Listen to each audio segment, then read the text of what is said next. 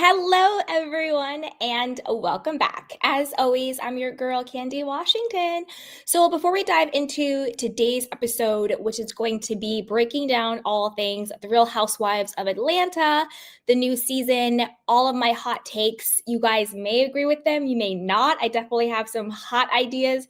And then, if we have time, we will definitely get into the valley and everything going down with Janet and Kristen and Danny and Nia and all that hot mess stuff.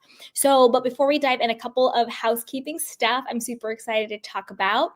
So I am starting to do a lot more pop culture and also skincare and lifestyle on my channel. It's kind of like the club Candy, so that's going to be really exciting. I will be going live every single Thursday, 6 o'clock East Coast time, 3 o'clock West Coast time. Some of my projects that I was working on behind the scenes have wrapped up. So this summer I have a lot more free time. So I'm going to stick to that schedule. And all of the skincare stuff that I do, I'm going to do like different pop culture stories while doing my makeup and my skincare and all my lifestyle stuff. That will be all on my Amazon shop. So go over there, check it out. Everything on there are products that I have and products that I actually use. So my new tagline is pop culture, but make it luxe. So we'll be doing pop culture, skincare, fashion, style, luxe, all of it. So watch out for so much more. So be sure to subscribe and share. And so with that, let's dive into the real nitty gritty. And this is all linked down below as well. But let's dive into why you guys are really here. Let's talk about the girls. We're going to start with Roa, since that was the #1 show requested that I cover tonight. Okay. Here are my hot takes, and then I want to know what you guys think. My first hot take is that I am loving the aunties. And by aunties, I mean Angela and Cynthia. I feel like Angela and Cynthia are carrying the show. Angela with the shade, Angela being a grown woman about everything. Cynthia is giving real, like, wise auntie vibes. She's not in the mess, but she is of the mess. You know what I mean? Like, everybody goes to Cynthia to be the middle person. She's always doing the mediations. She's bringing everybody together. I'm confused as to why Cynthia doesn't have a peach, but Kelly and Britt do. I feel like Kelly and Britt could be friends of, and we need to give Cynthia back her peach. Because if you really watch the show, Cynthia is in basically every episode. She can mingle with everybody. She's really that peacemaker chick. I don't know. And she's doing a ton of confessionals. I feel like they should have given Cynthia a peach this year and made the other girls a friend of, at least Britt a friend of. Now, this might be another hot take that people may or may not agree with. I don't think we need Phaedra. I know they brought Phaedra back once when they had to fire Kenya for the nonsense she did, but I don't think that we need Phaedra. I felt that her reads came off as very bitter, old, and stale. Like, her reads and her shade isn't giving what it used to give. It just seems very old, recycled, and very, very bitter and stale coming from Phaedra. Like, she came in hot against Angela, talking about her face. I was like, Phaedra, you have no room to talk about anybody's face any time of any day. Like, you need to stop. So I kind of feel like we didn't really need to bring Phaedra back. Okay. Now let's talk about, and this is my other hot take, and then I'm going to talk about the dynamics of the women of the show. And put your questions in your comments down below in the chat box, and we'll talk about it. Okay. So when it comes to Kelly, I actually think Kelly is the biggest snake and the fakest one of them all. I used to like Kelly, but I feel like Kelly doesn't really like or mess with any of the women on the show. I feel like she sort of sat back on the fence, kind of saw what was going down, then all of a sudden started clinging to Shamea because it was obvious that Shamea was going to be the centerpiece. The show was going to revolve around her. Shamea man is where the money resides, the mansion, all that. She is now Shamea's lapdog going after Drew for no reason. Drew did nothing to Kelly at all. Saying that everyone at this table except for Cynthia has a problem with Drew. Ma'am, what are you talking about? That's actually not true. Porsha has a problem with Drew. We'll get to that nonsense in a second. Shamea has a problem with Drew because Drew called her all the way out, calling her a lapdog, which wasn't a beef. That was an observation. So get it right. Cuckoo for Cocoa Puff Shamea. Shamea is crazy, but we'll get to Shamea in a second. I think Kelly is the biggest, fakest snake of them all. There's something dark about her that I don't think she's showing her real self. I think, and again, this is all alleged. This is all my opinion. This is just vibes I'm picking up on. I think that Kelly is hiding a lot of dark stuff. Number one, the whole crystal. Miss me with this crystal sage crap, okay? If it's not Jesus in the Bible, leave me alone. I'm tired of all these housewives with their astrology, with their crystals, with their prophetess. Miss me with all that nonsense. But besides that, I think that there's something shady going on with her ex-husband. I think there's something shady with the divorce. I think there's something shady with the restaurant money. Like, like she was saying how he embezzled like $500,000, but there was also like investor money that was missing. Like, there's just a lot of shadiness and darkness around Kelly that I don't think she's being honest about. I think she's being very fake. I don't think she likes or messes with any of those women. I don't think she likes Shamea. I think she thinks Shamea is a corny clown, the way we all think Shamea is a corny clown, but she knew to align herself with Shamea to stay relevant, to stay in the good graces, and to be aligned with who she could tell Bravo was making the centerpiece. I think Kelly will be a flip-flopper any way the wind blows, as long as she thinks it's in her best interest and is serving. I think she'll be up Shamea's butt for the rest of the season. Okay? So there's something off and dark about Kelly to me. So I want to know what you guys think about that. Now, let's get into Porsha's dynamics and Porsha fights with the girls. Because overall, let me start with Porsha overall. Then I'll talk about Porsha versus Shamea. And then I'll talk about Porsha versus Drew. To me, Porsha overall is in her flop era. Like, she was supposed to come back, she got her peach back and she was going to bring the juice, and she's getting this, high profile divorce from Simon, blah, blah, blah, blah. But she gets on the show. She's depressed and a Debbie Downer. And I'm not saying that about mental health. Obviously not, I don't mean it that way, but she's just a Debbie Downer. She's in her flop era. She's not giving what I think Bravo thought she was going to give and what we, the audience, thought she was going to give. She can't even really talk about Simon. Her storyline is beefing with Drew over a non-existent Dennis beef, which I'll get into in a second, falling out with Shamea, but I actually blame Shamea for that. To me, Shamea is a ticky, ticky, boom, boom, crazy person. And going this episode, she went to go look for a 8-bedroom house when it's only her and her daughter Pilar. I'm confused. Does her mom live with her? Does Lauren live with her? Like, why does she need an 8-bedroom house? Like, just doing stunts because she can't actually film at the house she's in because Simon won't let her film there. She can't even talk about the divorce because it's so contentious and all the legalities. And her energy just isn't what it is anymore. I think she's older now. I think she's going through a very humiliating public divorce. People are looking at her all types of sideways for what she did to Fallon. She's not Porsha popping at P anymore. And it's just giving her flop era. So I don't think Porsha's giving what anybody thought she was going to give. I'm not sure why they thought she was going to give, or I don't think we need Porsha. I don't think we need Phaedra, to be perfectly honest. But since they are here, let's talk about what's going on with them.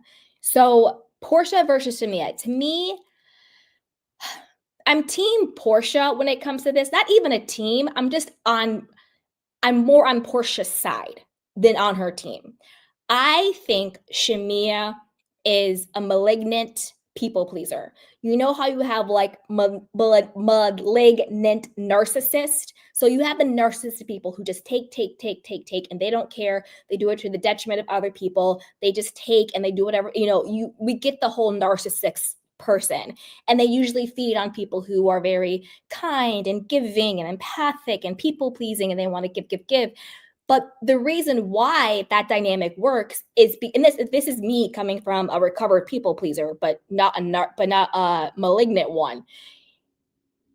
Both sides are users. People pleasers are users, and narcissists are users. The narcissist uses the other person. I get my worth from what I get from you. So I'm going to take, because that's where I get my validation from, how much I can take from somebody else.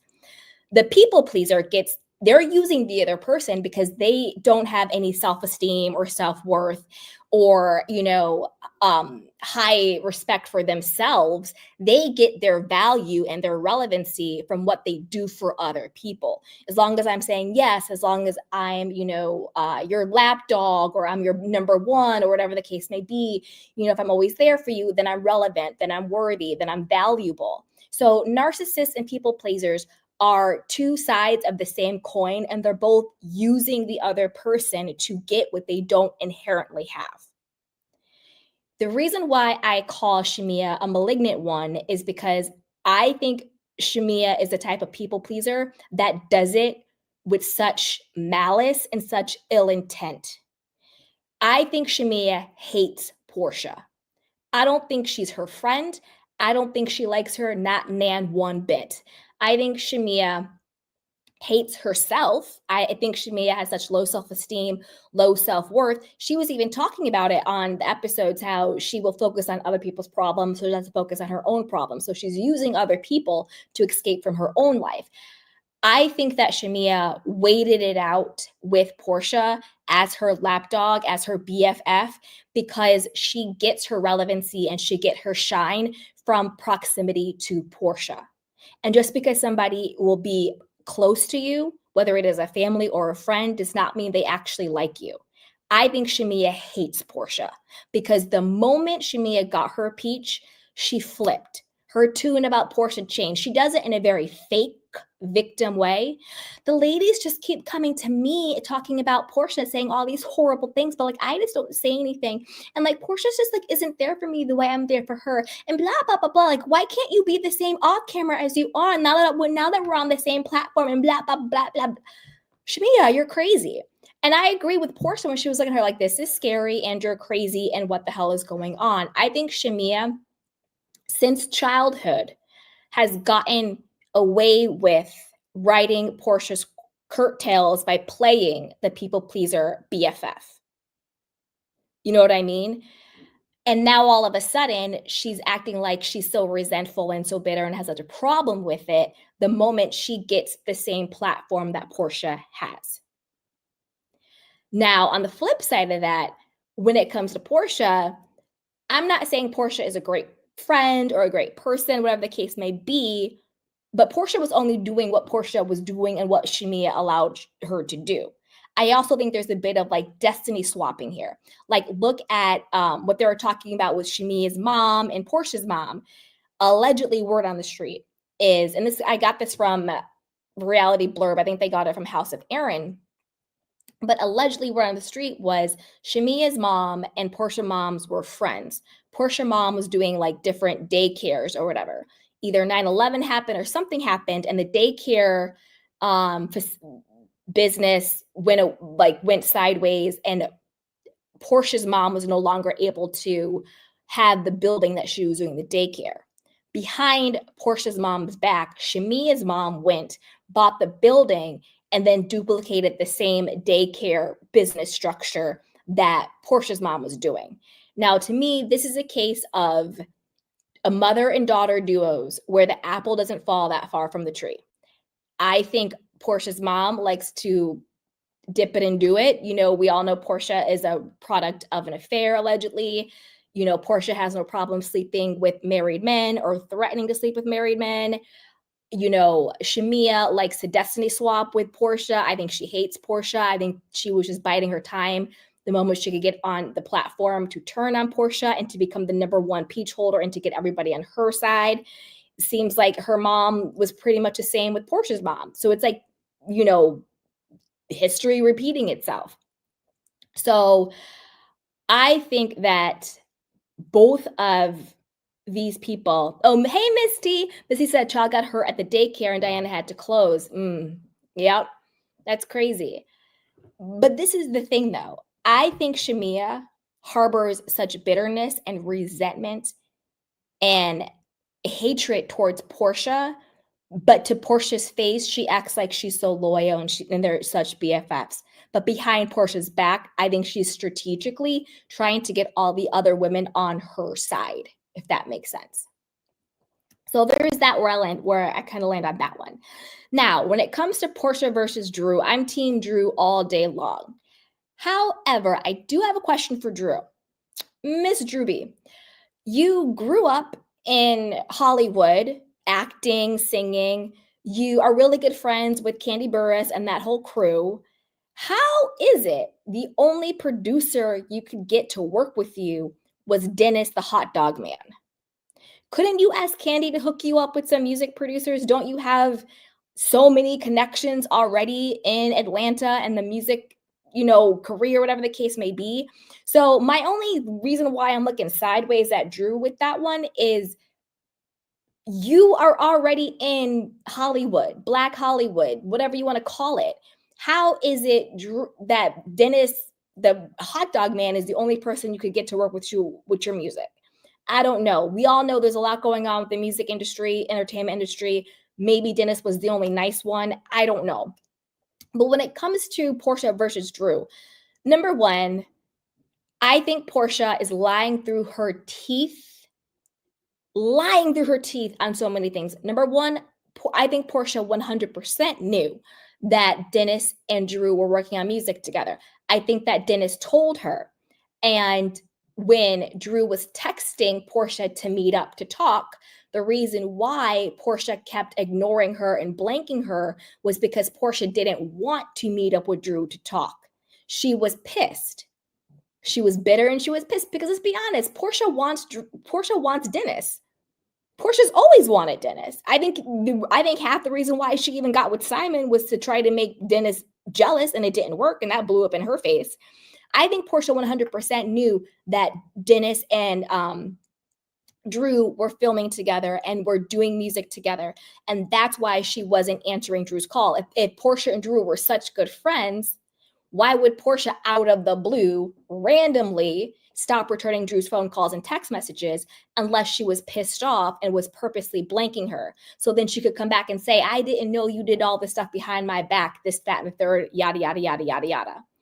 Also, I'm very confused as to why the girls on the show keep being like, oh, well, Porsha just got her lick back by filming with Ralph. Because again, in my opinion, Porsha, you're lying. You got your lapdog Shamea to set up a scene where she would be filming with Ralph, and you just so happen to pop by thinking you're just getting a dinner with Shamea, but yet you already had on hand, you already had all these questions for Ralph about Drew just on the ready to go. And you didn't look surprised. You're not that good of an actress. You couldn't even act surprised. Everybody know that whole scene, you set it up because you wanted your lick back. But that's not the same. Number one, Drew and Ralph are in a very contentious, ongoing divorce. Ralph dogs Drew out all the time. You and Dennis allegedly are happily co-parenting PJ. You guys are in a good place. It's apples to oranges. If Drew had been filming with Simon behind your back, that would be a lick back because you and Simon are in a very contentious divorce and he dogs you every time he can. That would be apples to apples. But Drew with Dennis, when they are cool and you and Dennis allegedly are cool, and her filming to promote the music that you clearly already knew about, that he has already told you about, that isn't a lick back. That is just you being very petty and very bitter and just showing the world you still want Dennis. And you were jealous that Drew was working with him. You were jealous that Drew was working on her music. You were jealous that Drew was working with Dennis. You were jealous of Shamea working on music. That's why you tried to clown her with calling her voice Drew's voice at the dinner party. Now, I don't mind you clowning Shamea because I think Shamea to me is a very weird person. I don't know. Shamea is very weird to me. She's barking like a dog at the table. She's unable to have adult, intelligent conversations. I don't know. Shamea is very weird. She's always singing and doing voices. She's cuckoo. She's cuckoo to me. Shamea is a very weird, scary, cuckoo person. Maybe that's just me, but I personally would not be around her. she's very off to me. Like, I can't hear you. What, your ears, dog ears. Woof, woof. Like, there is something just ticky, ticky, boom, boom about Shamea. And again, like I said before, Shamea hates Porsha. She has always hated Porsha. Don't get it twisted. She pretends to be Porsha's friend, but the way she talks about Porsha, the energy she has for Porsha, I think she bided her time until she was able to get herself in position on the platform. And now she's going after Porsha. Don't get it twisted. Shamea is calculated going against Porsha. The whole side conversations with Angela and with Drew and with Kelly and, oh, playing the victim and this, that, and a third. And, oh, I just want you to be the same off camera and all this stuff. Calculated. Why did she wait to get on the show to all of a sudden flip on her bestie? Where was all this smoke for Porsha before? And this also might be a hot take. Yeah, you guys may or may not agree or disagree with this. But I also heard a lot of people say, oh, Porsha didn't want Shamea on the show. She didn't want to share the platform. You're damn right. You don't have to share every opportunity you have with everybody you know. If I get an opportunity to be on a platform, that doesn't mean I have to give that same opportunity to my friend. Hell no, it's a job. It's a job. Yes, in a perfect world, you would be like, okay, cool, like we can all come. But no, you need to have boundaries with people, or else you're going to get this foolery we're watching now. You have to have boundaries. It is okay to say, no, this is my job. This is a platform I have. And no, I don't want to share it with certain friends. Maybe I don't want to share it with certain family. Maybe I don't want to share it with certain people. This is my job. And this is my opportunity that I got. This is my platform. Nothing under the sun says I have to make a way for you to be on it either. Now, if that's how you feel, that's how you feel. This is where things get tricky. It is one thing to say, this is my platform and this is a boundary I have. This is what I want. You're my friend. I wish you well, but I don't feel comfortable sharing this platform with you for whatever reason. Versus, oh yeah, girl, I got you. But behind the scenes trying to sabotage or not doing what you said you would do. Those are two different. I'm not saying Porsha did that. I'm just saying I don't think that Porsha had to get Shamea on the show.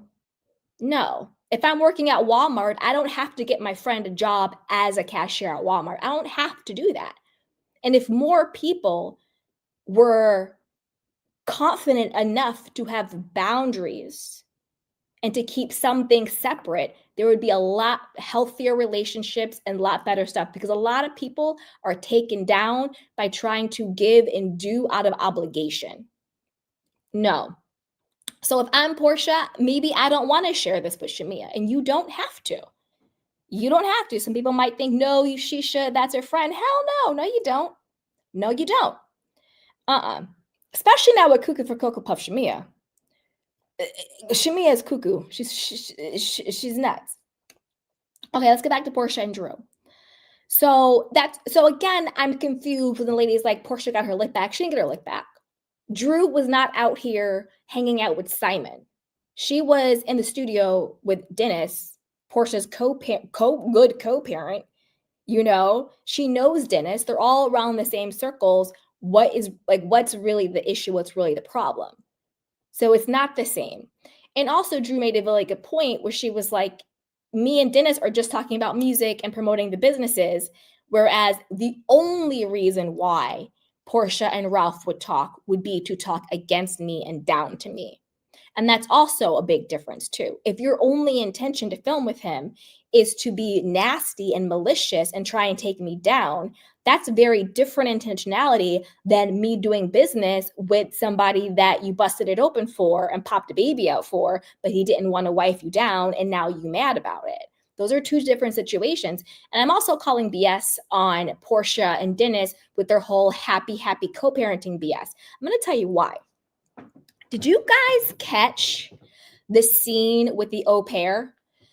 This was a couple episodes ago. So Porsha apparently gets an au pair from South Africa to come and to take care of PJ. So an au pair is basically a live-in nanny. They're usually from overseas. They don't have to be, but they could be.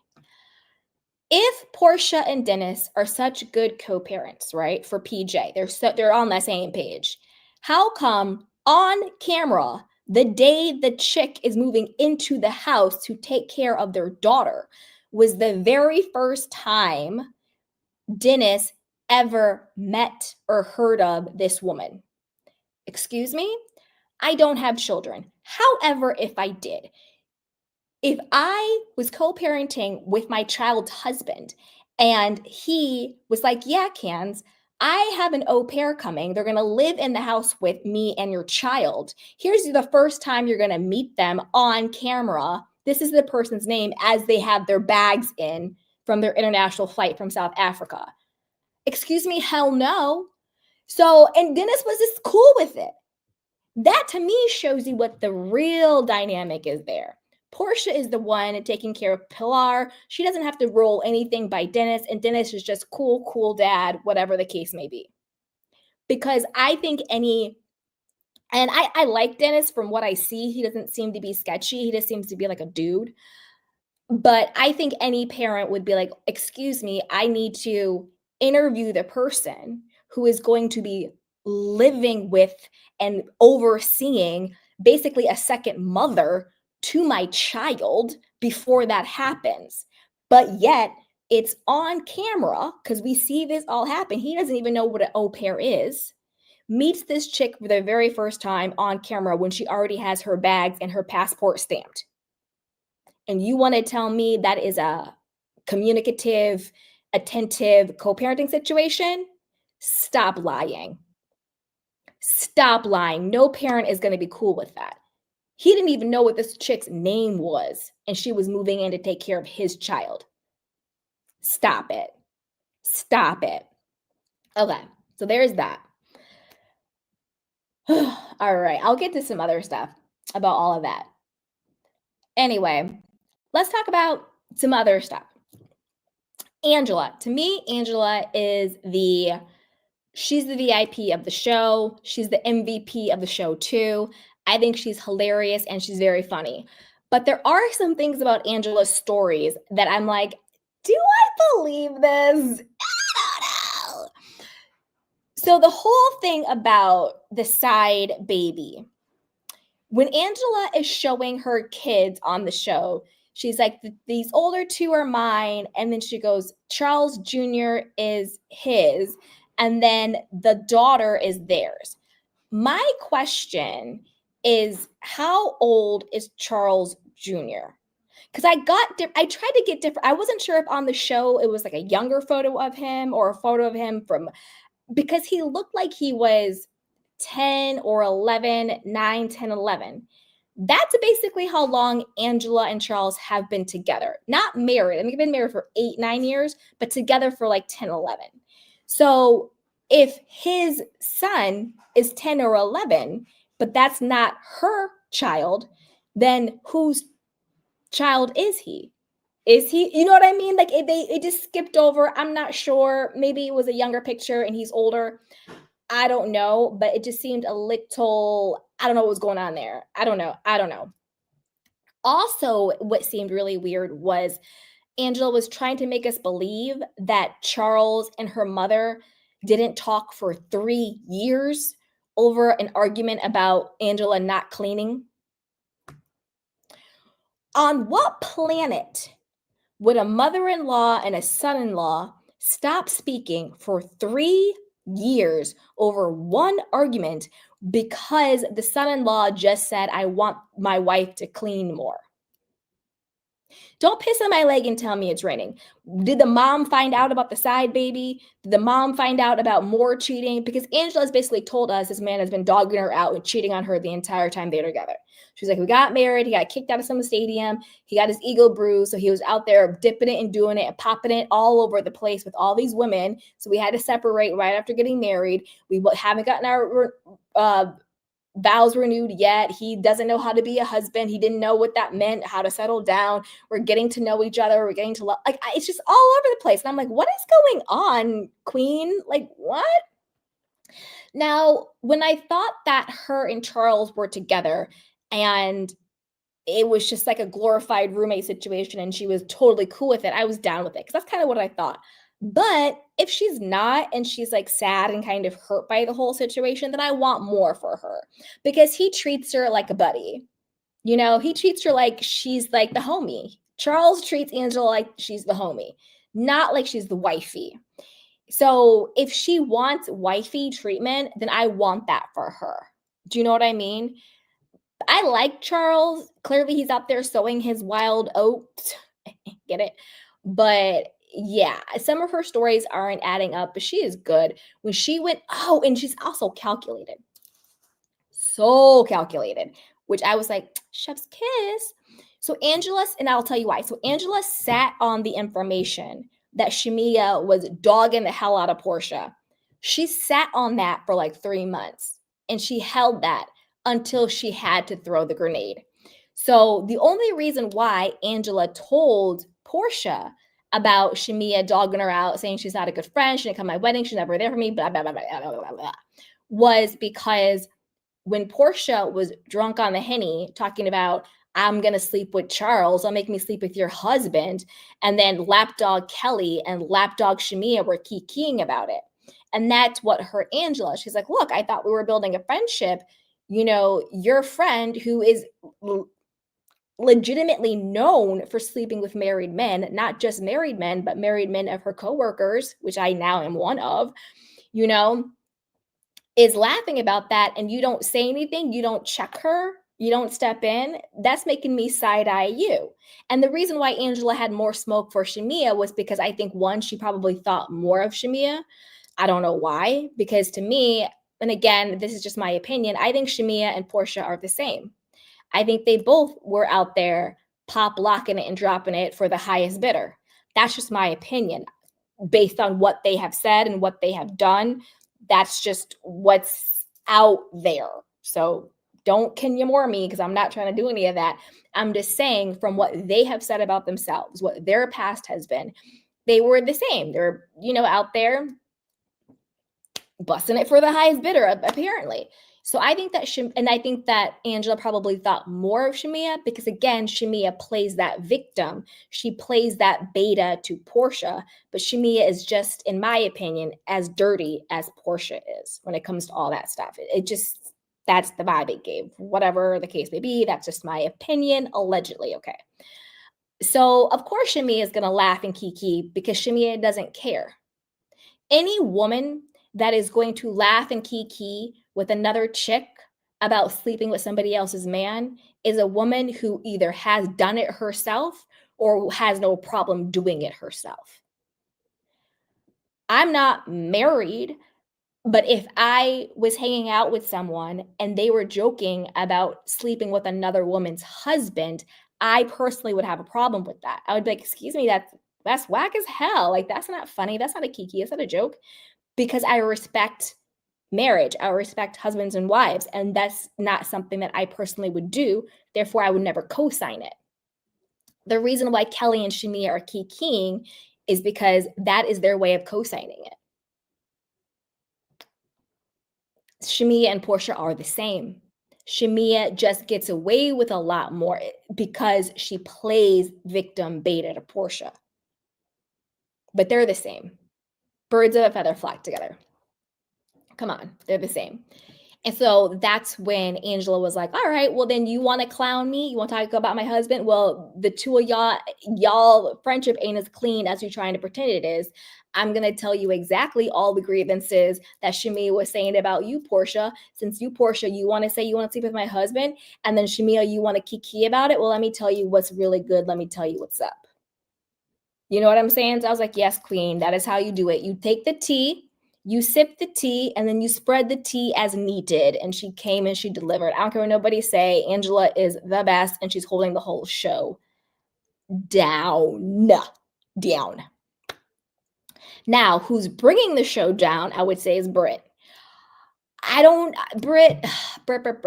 They should have brought Britt on if they were going to bring her on. They don't need to bring her back as a friend of. She's giving fraudulent vibes, fraudulent life. it's all a hot mess. Allegedly, word on the street. I'm not saying I believe this. I'm just saying, I'm just repeating what's on the street, what's out there. Allegedly, she is a beard for her husband, who his alleged partner came out, was like, no, he's my man, and all this other stuff. I don't know if that's true or not. I have no idea. I'm not putting it out there. I'm just talking about what's already out there on the streets.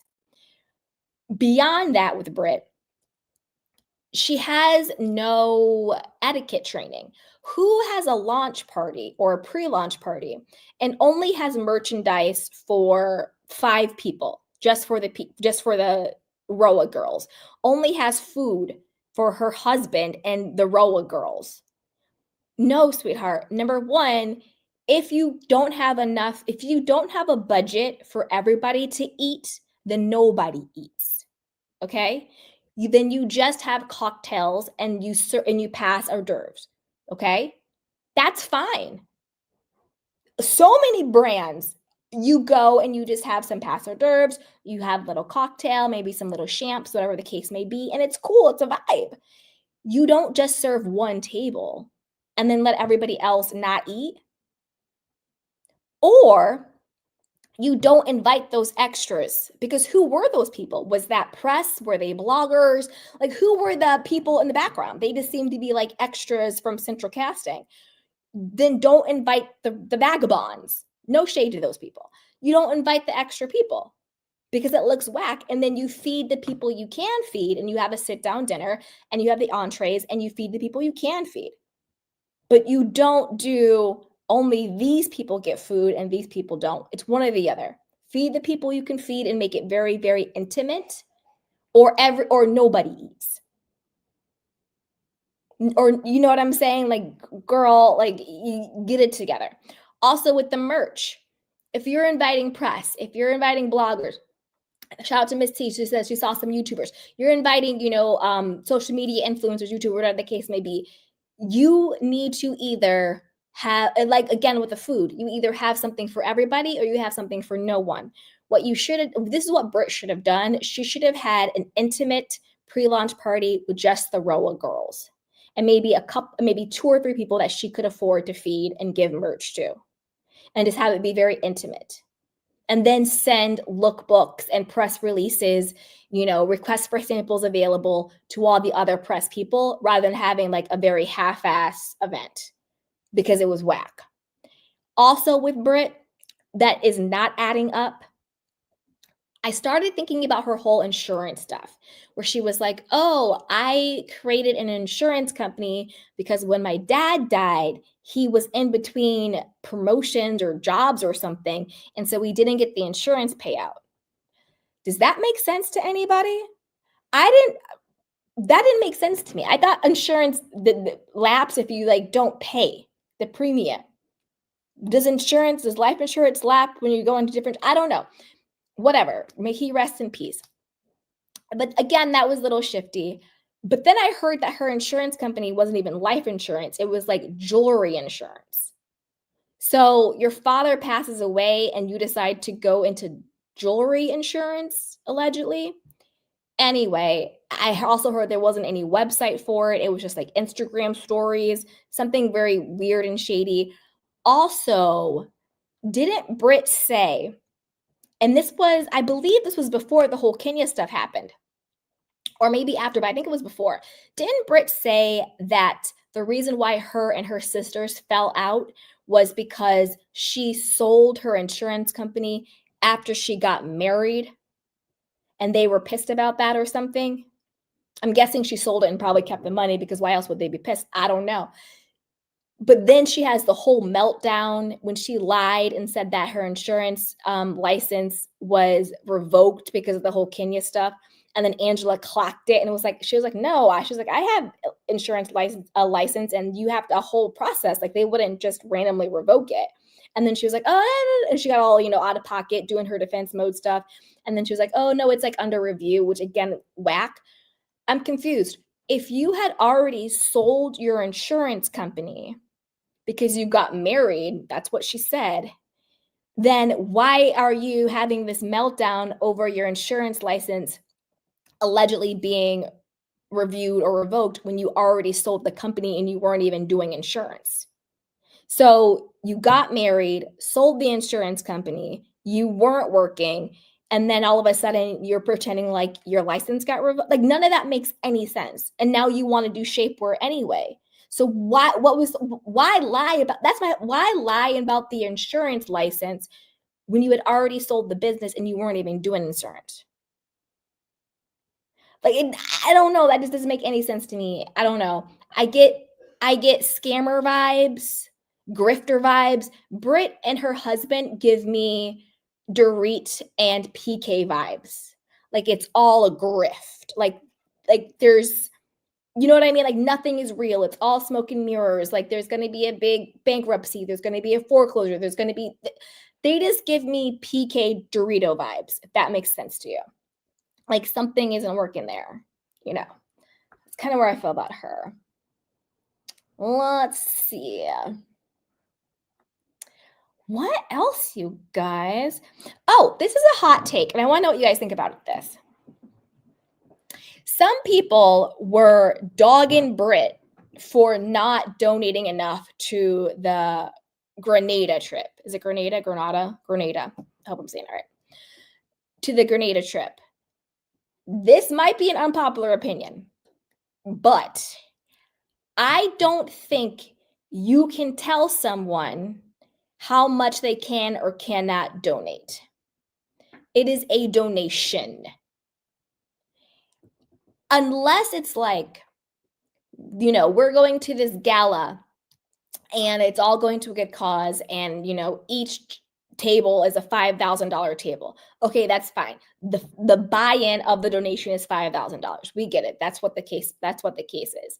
But if you're going on a girls trip and you're saying we're getting things together and we're going to donate it, you can't then micromanage or control how much someone does or does not donate. That's a donation is a gift someone freely gives.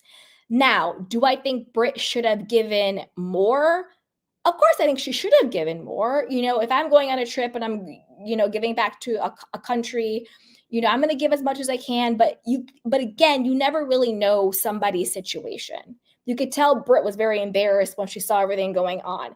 Maybe they don't have as much as she pretends like they have. She's rolling up with a Birkin. She's rolling up the words. She's all fronting, you know, like they say, you know, wealth whispers. But whatever the case may be.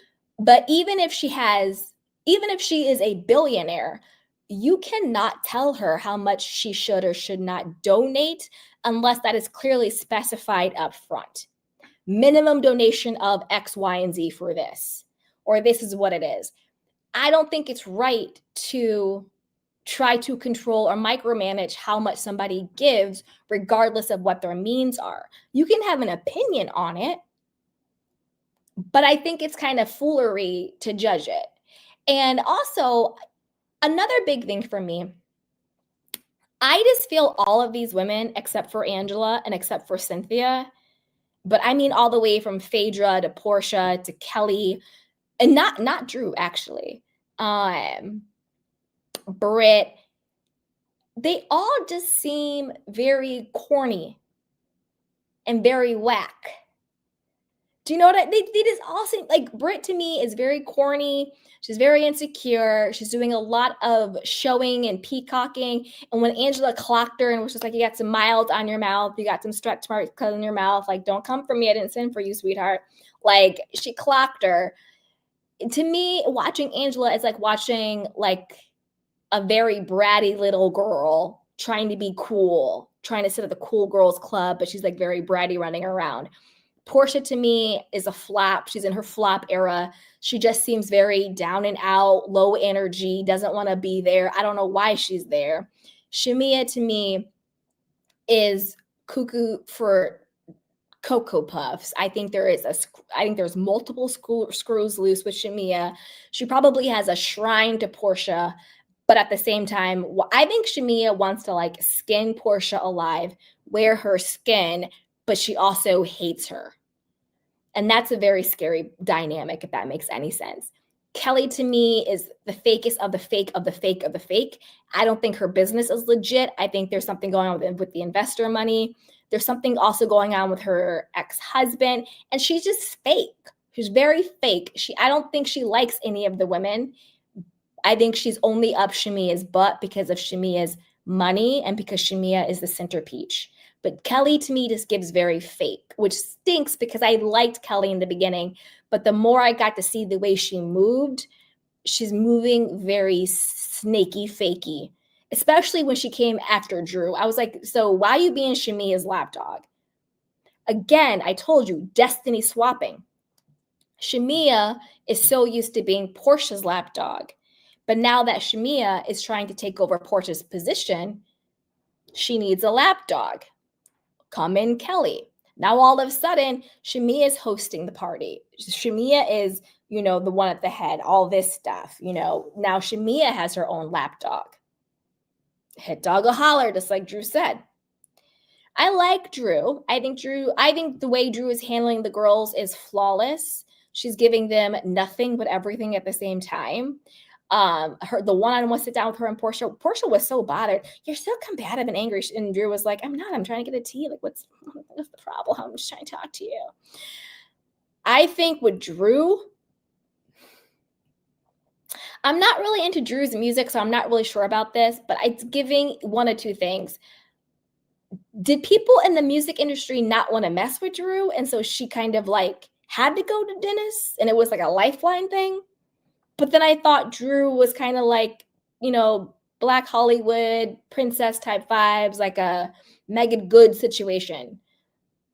Gabrielle Union. I don't know. Maybe I'm wrong. I don't know. Maybe I'm wrong. I don't know. But I'm liking Drew this season. I do think, Ralph. Let's talk about Ralph for like a hot second. I can't stand him. I can't stand Ralph. There is nothing on the face of this earth that is more disgusting and that is more than a turnoff than a man who tries to take a woman's livelihood and money from her. That is the most low down, disgusting thing ever. He's trying to take Drew Sidor LLC, own 40%, and her, like, dude, like, even if a man is dead broke, any real man with any ounce of integrity, any ounce of masculinity, any ounce of self-respect would never come for a woman's pocket, would never come for a woman's livelihood, let alone the mother of his children. Ralph is disgusting. Ugh.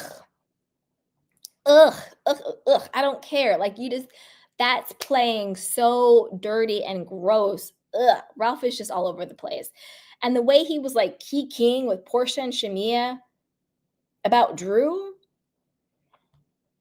again, any ounce of a real man, you could be in the most contentious divorce you ever wanted to be in the history of your life, and you still would not get with two women coming after the mother of your children and key with them on camera like that. You just don't do it. It's disgusting. It's disgusting. Okay, let's see. Let me check my notes if I missed anything. I think that was it, you guys. I think that was it. So yeah, that's kind of where I stand on ROA this season, the Real Housewives of Atlanta. That's kind of where I land with everybody. But as always, I want to know what you guys think. So be sure to like, subscribe, and share. And I will drop the link for anybody who wants to come up and chat. And in the meantime, I will take your candy cane questions and comments. All right. Okay. Hi, Tay-Tay. He says hi. Hey, Darren. What's up, sweetheart? Tay-Tay says, Britt could stay off. Did you see the reunion chart? Okay. Yes, Britt 100% could stay off. I have not seen the reunion chart yet. So drop any spoilers in the chat box. But I agree. I think that they should have given Cynthia a peach. The way Cynthia the way they worked Cynthia this season, Cynthia has been everybody's auntie, mediator, best friend, lover friend. She's been in every confessional. She's gone on every single girls trip. They might as well have given Cynthia her peach. They should have made Britt a friend of, and even Kelly a friend of. Because like I said, I'm not here for Kelly. I think she's very fake, and I think there's a lot of darkness that she's not showing. Darren says, I love Angela this season, plus I'm living for Cynthia. Exactly, that's what I'm saying. I feel like Angela and Cynthia are the aunties, and they are giving and they are carrying the show. I would have preferred that rather than bringing in Phaedra, they should have brought in one of Angela's friends to kiki with. That would have been some old school housewives where the women are women, you know, because the old housewives, the majority of the women were auntie ages, you know, like they were like Vicky and Ramona and Nene and like all their ages. You know what I'm saying? Hey, Miss T, that's right, you guys. Be sure to hit the like button and subscribe. Yes, yes, yes.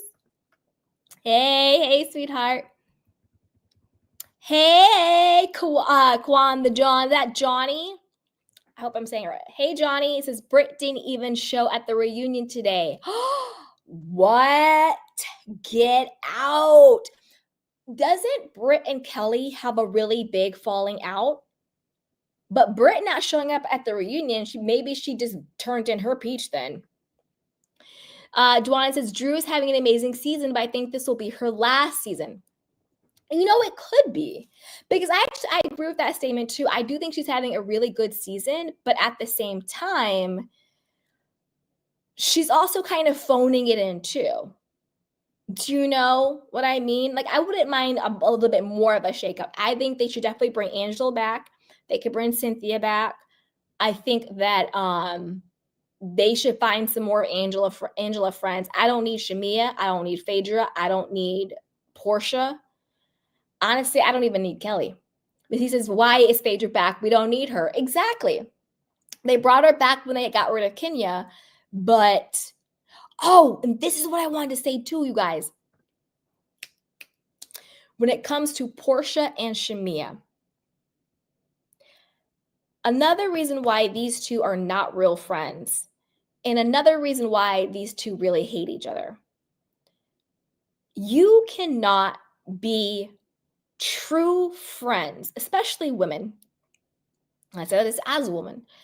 You cannot truly be friends with someone who is friends with someone who does you dirty. And what I'm talking about is the Kandi Burruss and the Phaedra of it all.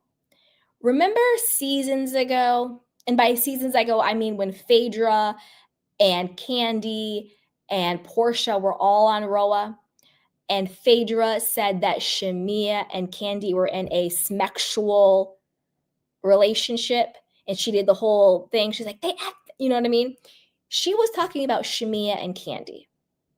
So on national, international television, Phaedra said that Shamea and Kandi were in a schmexual relationship. Number one. Number two, Shamea is still really good friends with Kandi. We all know Kandi cannot stand Phaedra, and she only simply ever tolerated Porsha after the whole sex dungeon situation, right? Now, during the time when Shamea was getting married to her current husband, word on the curb is that Phaedra was dogging her the hell out and telling anybody who would listen that Shamea was still sleeping around the streets of Atlanta. If I am Porsha, how am I frickin' frack with Phaedra? And how am I also BFF with Shamea, given the friction and the true beef between these two women? Shamea can't stand Phaedra because of what Phaedra did to Kandi. And Shamea can't stand Phaedra because Phaedra was saying she was still sleeping with the streets in Atlanta when she's allegedly getting married. Well, allegedly sleeping with the streets when she's getting married, right? So how am I reconciling being both friends with both of them? You can't. And then Shamea, how are you good friends with Kandi, who cannot stand Porsha after everything that happened? Because these people are not friends. They like to throw that friend around word real quick, but they're not really friends. And I stand by it. Watch how Shamea looks at Porsha. She looks at her with disdain. And when she's fake crying, she kind of has a little smirk on her face. Shamea is a dangerous person. Phaedra better wake up. Hey, Salt and Pepper Natural. I see you, sweetheart. I'm going to pull you up in 1 second. Okay. That's right, you guys. Miss T says, Kelly has a lot of smoke and mirrors. Exactly. Darren Hood says, I mean, without Simon being beside her, she doesn't have anything to showcase. And this is another thing with that. How Porsha doesn't have a leg to stand on, okay? How is she so mad at Drew for simply filming and doing music with Simon, with Dennis, when she literally went on the show with Fallon, her coworker, went to this woman's house, smiled in her face, ate her food, flopped her big paid-for booty in this woman's pool, and then 3 months later was engaged to this man while he was still legally married to Fallon. But yet you want to have such a problem because Drew is filming in a studio? Why are you scared she's going to do to you what you did to Fallon? Because you acting like Drew is just a coworker. She's just a go naked influencer. So maybe you're worried karma's coming for you with your address.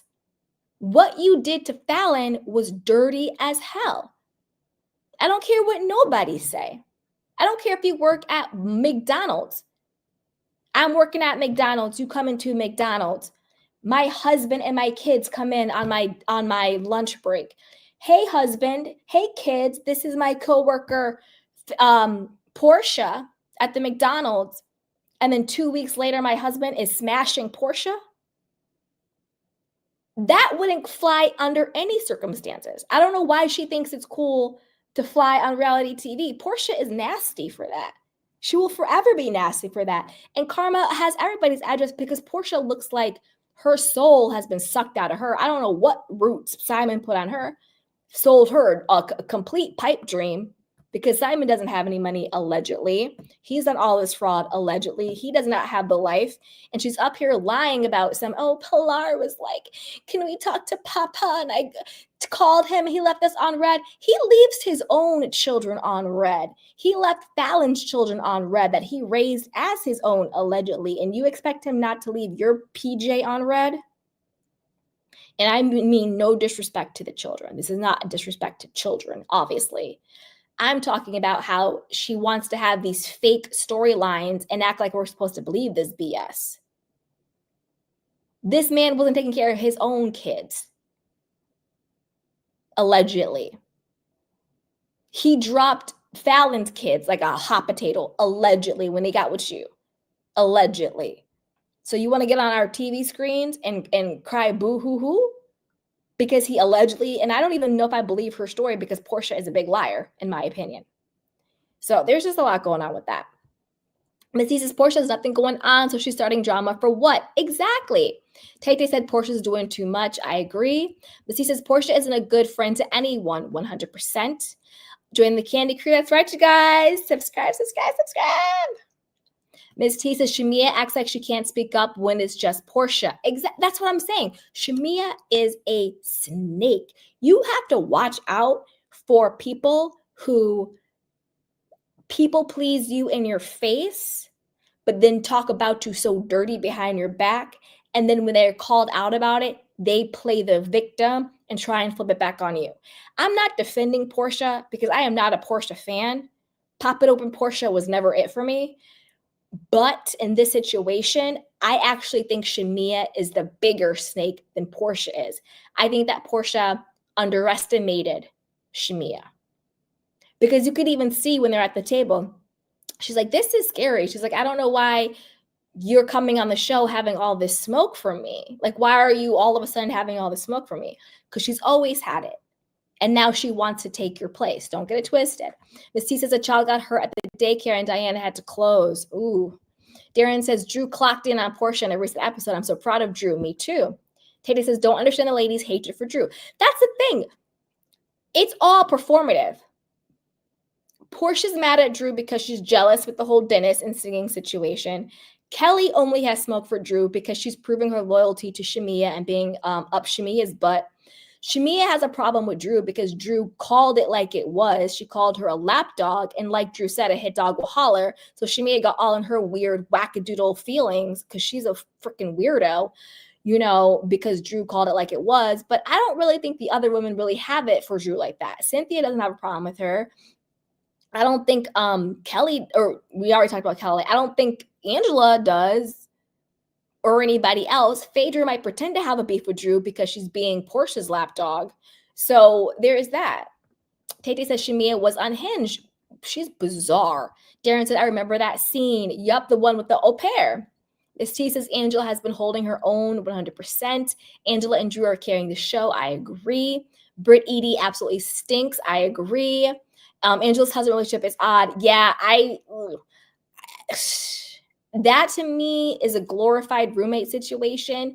If she wants more out of a husband, I think I want more for her. I don't know if she's going to get it from Charles. If she's happy with that dynamic, then more power to her. But yeah. Darren says Britt should have shown up for the reunion taping. She took Roa off her bio. Yeah. I don't know what's going on with Britt. Miss T says cheap Britt didn't have the money. Miss T says saw a few YouTubers. Yep. No need for country club. Miss T says Britt also put all the blame on her party designer. Crazy. True. That's what people do when they know that they messed up. It was my publicist. It was my social media manager. It was my event planner. Darren says, I felt like Britt could have shown more this season. I agree. Mrs. Heard her husband is shady too. Would not be surprised. Missy says Britt wanted extra sympathy from the Kenya incident, so she used her license 100%. Teddy says Britt is a broke girl. Miss T says Britt didn't need to lie and say more was coming. 100. Exactly. That's the thing.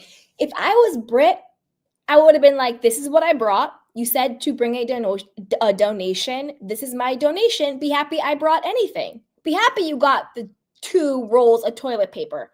Be happy you got that, okay? Be happy you got it, because a donation is what a person chooses to give. The ladies need to stop. Tay says, reminds me somewhat of Danielle Jen from New Jersey. Tay says, did you see Kelly's dog? I can't with Kelly. She's exhausting. And Ralph is exhausting too. Yep, Ralph is so dirty, 100%, and thirsty. Yep. Tay says, hated when Ralph was chatting. Yep, with Drew's ops. Agree. Okay. Hey, Salt and Pepper Natural, you want to share? Hey, Yes. yes, Angela and Drew, they are definitely the reason why I watch it. I believe that they have the best, the best storylines, the best stuff going on in their lives. And Phaedra, she can hate on Angela all she wants. And I believe she said something to the effect of she's the youngest old woman or old looking young woman or whatever.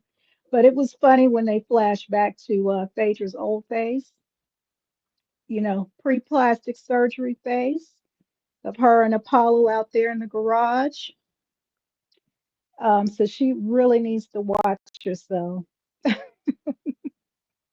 Angela looks great for her age. Mm-hmm. And I believe, Angela, pull out that fan anytime you want. Matter of fact, I think she needs to market her own fan. I'd buy it. Me too. I'm hot right now, and I'm not going through the change yet. My mom would call it the change. Right?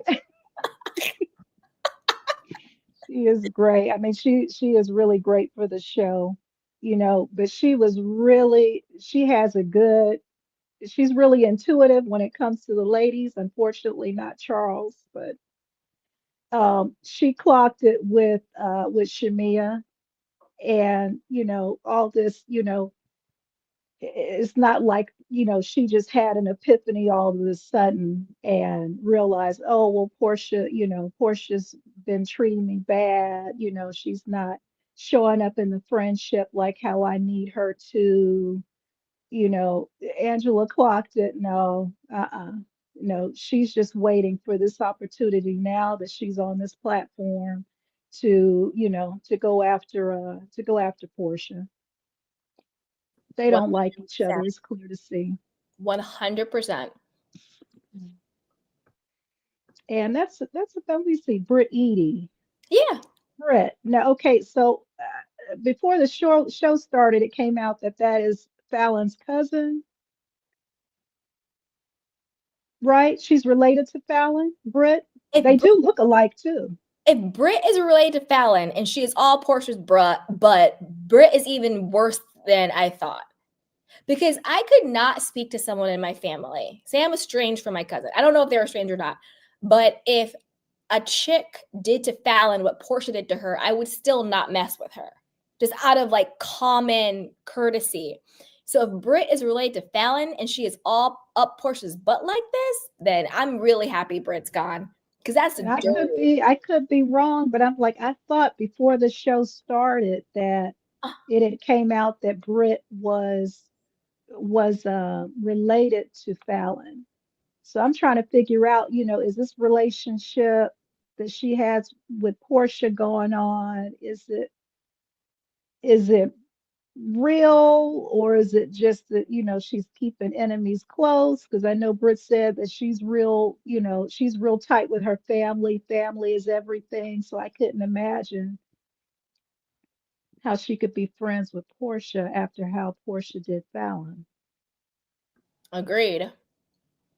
That's so dirty if she is. Unless she's a spy, but I don't think Britt's that smart. No. She'd be like, oh, I wanted to spy, but there's no food for you.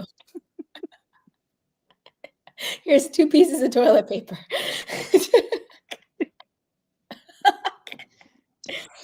Right. Well, thanks for taking my call on here. Oh, you're welcome. Thanks for coming up. Come up anytime you want. Right. Bye-bye. Bye. Bye, sweetheart. Hey, Adam. Adam says, hi, Ken and everyone. Hey, sweetheart. How are you? Hey, Darren. Something seemed off about the reunion shirt. I gotta look at it. Miss T says Drew got the last seat, which is crazy. How did Drew get the last seat? How did that happen? Let me see if I can look up Roa season 16 reunion. Let's see.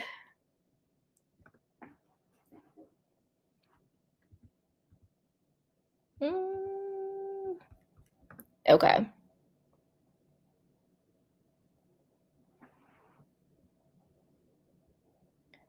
Huh. I don't know how they did that. That's crazy. So it's Andy, and then it's Porsha, Shamea, and then next to Porsha is Phaedra. After Phaedra is Cynthia. Then on the other side, it's Shamea, then it's Angela, then it's Kelly, then it's Drew. Yeah, that doesn't make any sense. Salt and Pepper Natural says Rolf is one of the girls. He is one of the girls. And thank you so much for coming up and sharing. It was great to hear your insights. Darren said, Britt and Kelly does have a falling out, which will air in the coming episodes. Right.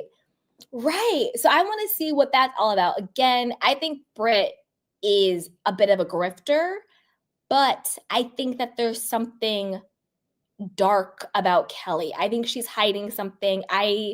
There's just something off with Kelly. There's a fly in the milk. A little bit more, she's more strategic than Britt is. Britt's kind of like, hey, Joanne says, John says, the crazy thing is Angela and Porsha are the same age. Wait, what? Angela and Porsha are the same age? And they're coming for her like that? Adam says, Britt is the worst cast member ever joined Roa. Also, Kenya was vindicated by what Britt put on her story. What did Britt put on her story? Adam says, Shamea is a phony. Phaedra coming back was a joke as well. I agree 100%. Shamea is weird. Like, she's a ticky boom boom, boiling bunny type person. Like, there is something legitimately wrong with her. Like, there's something off. And I agree. I don't think we needed Phaedra to come back. Like, we really did not. That was unnecessary. As as Candy says, who's more obnoxious, Janet or Britt? Oh, Janet by far. Janet is way more obnoxious than Brit is, because Brit is kind of like a doy. Do you know what I mean? She's like trying to be cool, like trying to be that girl. Like she's stuck in like very like early 2000. Like when was Nicki Minaj hot? Like 2015, 2020. I don't know. Whatever era Nicki Minaj was, Brit's kind of stuck there. Like Brit is kind of stuck there. Like, didn't she kind of like, I don't know. Hey, Kwan John says, I saw a tweet that says Shamea is being a lapdog to Porsha, Kelly's being a lapdog to Shamea, and Brit is being a lapdog to Kelly, and that's why they hate Drew. Exactly. Exactly. Hey, Patty. So supposedly the explicit pics were not of Brit. Then who were they of? Huh. Adam says, I sent you a DM. Okay, I'll check it out, boo-boo. Thank you. Then who are they of? But this is the thing, though. This is the thing. Even if the pictures were not of Brit, I haven't seen the pictures. I only saw what they didn't air on, like they were like, oh, they're blurred out, and they didn't even air them on Bravo or Peacock. But regardless of whom were in the photos, Kenya still should not have shared inappropriate, sexual, graphic photos like that. So whether it was Brit or not, it was still someone. It was still a girl. It was still, you know, so I don't think, to me, that still doesn't vindicate Kenya, because you don't do that. You don't put another woman, female, girls, or man, or boys, sexual situation. Maybe there was consent, maybe there wasn't consent, maybe they knew they were being filmed, maybe they didn't know they were being filmed. Some people said the people in it were underage. You know, whether they were underage or like they were like teenagers, to me that's still a child. So regardless of who is in the photo, it's not who is in the photo, it's the context of the photo. So do I think it's sad that Kenya got fired? Of course. But do I think it was the right choice? I do, because you shouldn't be putting that out there anyway. That's just my opinion. I'm not Team Brit. I still think what Brit did was wrong. And I still think Bravo was covering their own butts. They should have put Brit on pause the moment she said, I have a pew pew to Kenya. And you can't say she didn't have one when you didn't do the investigation until way later. She's going to be like, yeah, I did have one. She's not that stupid. Of course she's going to say she didn't have one. You know, I don't know if you guys are watching Vanderpump Villa, but people are being fired left, right, and center for just looking the wrong way at somebody in Vanderpump Villa. And I'm here for it, because the more that there are true consequences for threats and abuse and piss poor behavior, the less people are going to get it. That's why you see now Porsha and everybody else are falling in line, because they don't want to be fired like Kenya, because that was a real consequence. And I'm sure that shook them to the core that Kenya got fired, right? So I think that I agree with Kenya being fired, but I don't agree with nothing happening to Brit, if that makes sense. Hey, John says, I heard that Brit was the cousin too, but it never came up on the show. Wow. That's crazy. If Brit really is a cousin to Fallon, that's dirty. Adam says, I'm not saying what Kenya did was good, but for Bravo and Andy to disinvite Kenya from the reunion is BS, especially as Brit didn't turn up. I still don't think that Bravo got rid of Kenya because of Brit. They got rid of Kenya because of the photos that Kenya put on the show. They could have been photos of anybody. It's the fact that she put those types of photos on the show is why Kenya got kicked off. So whether Brit there or not, it doesn't matter, because they didn't fire Kenya because of Brit. They fired Kenya because of Kenya. And that's the crucial piece people are missing. It's not that Bravo chose Brit over Kenya. It's that what Kenya did was so egregious, she had to be fired. You see what I'm saying? And it's not that Bravo chose Brit over Kenya when they didn't do anything to Brit. They just are sloppy with that stuff in general. And then now they're trying to cover themselves by, oh, we did an investigation. Yeah, sure you did. You did an investigation after people were like, did you do an investigation? Because how do you do an investigation afterwards when the person can be like, well, I didn't have anything. I was just talking out my head. That's not an investigation. You let Brit film. You let Brit play the victim with the whole situation. You let Brit go to Kenya's event when they never even had a side combo. So I don't think that Bravo is choosing Brit over Kenya. Kenya got fired because of what Kenya did, not because she did it to Brit. Do you see what I'm saying? That's the difference. Adam says, I still need to see Mormon Wives. Is it good as people say it is? I mean, I think it's really good. Do watch Mormon Wives and then we'll do a live on it. But I think Mormon Wives are really good. I don't really like those girls. I don't really like anybody. You know what I mean? Not personally. I don't know with these people personally.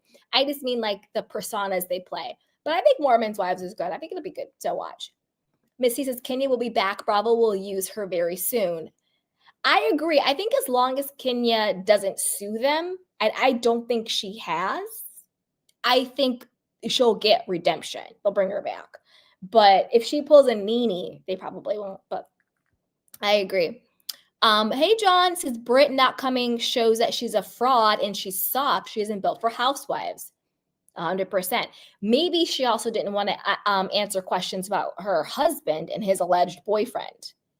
You know, again, for any newcomers on our show, we talk about sexuality, identity, all of it equally, because I believe we are all equal. So if we talk about boyfriend, girlfriend, gay, this, there is no disrespect and there is absolutely zero judgment. And we can all talk about it here freely and welcomed. So whether he had a boyfriend or a girlfriend, it's the same to me.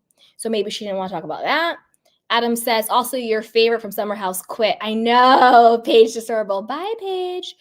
Word on the street is like her and Hannah might have a spinoff show, or Lindsay and Amanda and Danielle and maybe Paige are going to have their own spinoff show.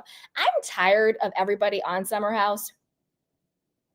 And I mean everybody on Summer House. So I don't want them to get a spinoff because I won't be watching. And I want shows that I'm going to watch. Adam says the bye Paige. Like, please. Paige is such... My biggest thing with Paige is if you have to tell us you're cool, then like you're not cool. She didn't have good fashion. She didn't have good style. She wasn't very nice. I don't get it. Like, it's just like mediocre at best. To me, Paige, mediocre. Hannah, less than mediocre. Amanda, bland as hell. Danielle, weirdo. Lindsay, cuckoo for Cocoa Puffs. Sierra needs so much therapy. It's not even funny. Kyle, free Kyle. I think Kyle is a prisoner in his marriage. Carl needs to go find himself. Like, it's just a lot. Mrs. Did you watch NYC, the new gen? I haven't, just because, and if you guys have, let me know if you like it. I never got into like the Bierman crew. Like, I'm not sure I would like, what's her name? Brielle? Like, I'm not sure I'm going to want to watch Kim Zolciak's kids. And doesn't she get into a beef with Candy Burris's daughter? I heard they're beefing. Like, I don't know. Like, I just don't feel like I would connect with like Kim Zolciak's kids. I might watch it for Meredith Mark's son. I like him, but who knows? Hey, the Johns as well. On a good note, Nene is going to be on Traders and probably on next season since Andy hosts those reunions. Ooh, dun, dun, dun, dun. That will be interesting. Very interesting. Adam says, I only knew about Summer House in 2023. It sounds like one of those shows that nobody knows outside of the States. Could be. Very much could be. Da, da, da, da. All right, you guys. Do we want to do the Valley? We've been on for over an hour. Put in the chat box. Do we want to talk about the Valley? New Gen is good. Okay, Adam says New Gen NYC is good. All right. All right, let's do a quick Valley. We'll make it quick. Okay. Oh, Miss T says OC dropped their trader. I guess Gretchen is back. Oof. Oh, Patty says yes, the Valley. Okay. All right, you guys. Let's talk about the Valley. All right. Wow, my face got really big there. Okay. Let's talk about the Valley. All right. Let's first talk about Janet and Jason. I think it's a collective decision that Janet is the absolute worst. I agree with everything that Jasmine said, that she gives Karen energy, that she is a vibe killer, and that she's a shitty person, friend, all this, that, and a third. To me, Janet is so annoying because she says things like, I'm just so concerned about you, right? And like, what's going on with Danny's drinking and blah, blah, blah, blah. She says these very inflammatory things as if they are the truth. And then she expects everybody to fall in line with that. But then her and her husband are weak hypocrites. So they think that they are allowed to insinuate that Danny has a drinking problem, that Danny has an addiction problem, that that Nia is enabling him and is, sort of, covering for him because he's a drunk. And she's like, oh, I think she goes to Al-Anon. Like, they think that they can go out and say all these very hurtful things about somebody's marriage and people's characters, but the moment it happens to them, they lose their GD minds and cannot handle it. So the fact that Zach told Kristen, and Jasmine also heard, that allegedly Jason takes his ring off when he's out dipping it and doing it with his friends at the club, trying to pick up a little bit of strange, all of a sudden they lose their minds. First, she pretends, oh, that's so funny. I already know about that. Like, oh, that's it. No big deal. But in the next episode, she's losing her mind, and then Jason loses his mind. When 2 episodes before that, didn't Jason go straight up to Danny and be like, you need to take responsibility for your drinking and you need to do this and the way you did this and blah, blah, blah, blah, blah, blah, blah. Like, totally came at him. And Danny held it together like a real G, never raised his voice, never got out of pocket, and was just like, no, I'm good. Are you my friend? Or are you being a lawyer? Like, what's up? But when Jasmine tries to have a similar conversation with Jason and Janet at the beach, Jason finally finds his little bit of manhood and is like yelling and screaming at Jasmine off the top of his head like a freaking chicken with its head cut off. And then Janet's going around, Jasmine's this, she's that, she's lying, she's making it up, and blah, blah, blah, blah, blah, blah, and losing her GD mind. When didn't Nia just go around to everybody, be like, look, if you have an issue with me and my husband, just talk to us about it. You don't have to wait till we leave the room. Like, you can just talk to us like adults.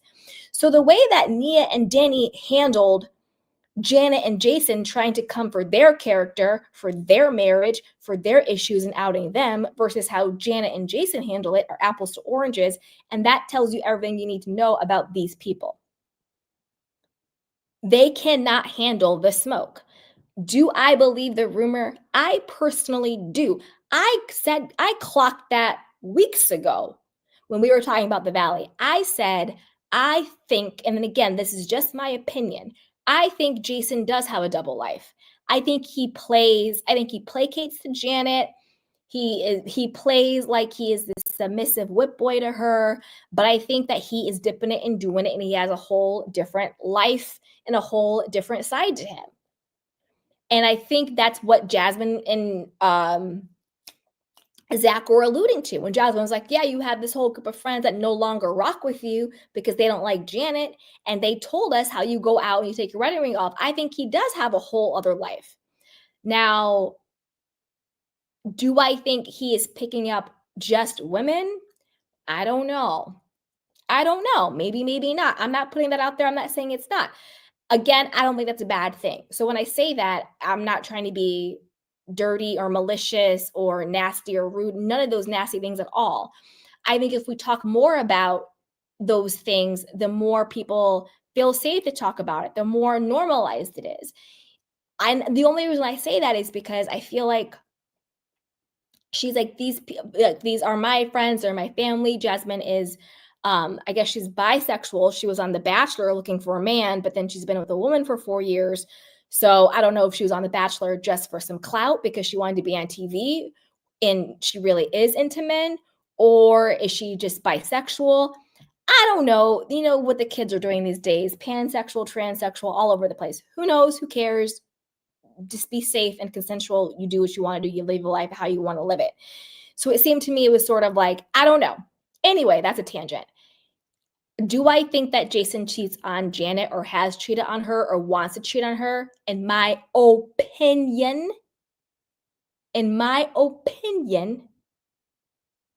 yes, I do. Because I really think he's living a double life. Now, did you guys know that Jason's black? I know, that was a hard left. Jason's black. His mom is black and his dad is Asian. Okay, Jason, I see you. We see each other. Anyway, just want to throw that out there. But yeah, so the way that these two couples handled similar situations of people asking questions about their marriage and their character was apples to oranges. And that just showed you everything you really needed to know. Okay? To me, I think in Janet's head, I agree with Kristen. I think Janet was a stalker. I think Janet was a fan of the show. And I think she did everything she could to infiltrate that Vanderpump Rules crew. And I think in Janet's head, she is Stassi. Brittany is Brittany is Katie Maloney. And Michelle is the Kristen Doty from Vanderpump Rules. You're Delulu, Janet. You're not the Stassi of the show. Like, you're not. You're cooking for Cocoa Puffs. And Jasmine even said, she's like, yeah, once Jasmine and Zach said once Janet started hanging out with like Katie Maloney a little bit more, she invited Ariana over, she moved to the Valley, you know, she was more friends with like Sheena and all them. She stopped inviting Zach and she stopped inviting Jasmine over to her house for stuff. And Jasmine would be like, oh, heard you guys are doing game night and dinner. Like, why am I not going to invite me? And you were such good friends. Now all of a sudden you're hanging out with these, you know, higher up people, cooler people, more famous people. Now all of a sudden I'm not being invited to stuff. Jasmine, this is for you, sweetheart. These people are not your friends. Don't get it twisted. Janet does not like you. Janet tolerated you because you were friends with her husband, Jason. Janet thought she could control you because you were very people-pleasing to her, like a lot of people are to Janet. That's why Janet lost her mind when you were talking about the rumor about Jason taking his ring off and when you didn't allow her to have the narrative out there around the whole thing. Because when they were all trying to talk at the beach, to me, Jasmine was a little bit too kind to Janet. If you ask me to explain myself or to explain a story, and then when I'm trying to speak, you continuously cut me off, you're going to piss me off. Okay? You're going to piss me off. That is so disrespectful and so manipulative. Janet was trying to control the narrative and control what Jasmine was saying, what she was saying, and how she was saying it. That would have pissed me off too. But Jasmine, these people are not your friends. Stop hanging out with them. You don't want to be the black woman. Remember that story that went around? There's that infamous photo where it's like one black girl, one black woman, and it's all rest of the white women. I think it's like in Texas. And the next morning, the black woman was found unalived somewhere or missing somewhere. That is the vibes I'm getting. Jasmine, stop going into the woods with these people. Stop going to beach houses with these people. These people are not your friends. I am not making it about race itself. I'm just talking about in the context of this. They don't like you. None of these people are your friends except for Zach. Other than that, I don't know what you're doing, girl. I don't know what you're doing on there. Now, up until Jasmine, and this is funny, in the beginning, I was like, oh, I want Jasmine to talk more. I want Jasmine and Zach to talk more. I want them to have more of a storyline. But then this season, as Jasmine was talking more, I was like, okay, Jasmine, you don't need to talk.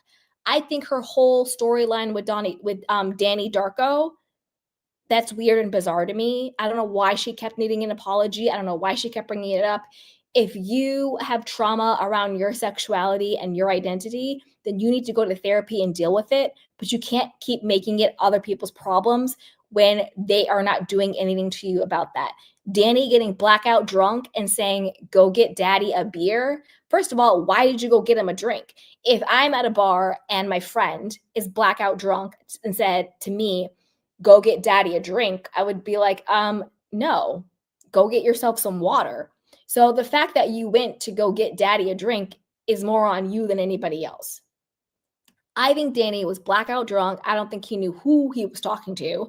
I don't think it had anything to do with the fact that Melissa and Jasmine are in a lesbian relationship. It had nothing to do with that. He was wasted. I think he would have said that to a tree.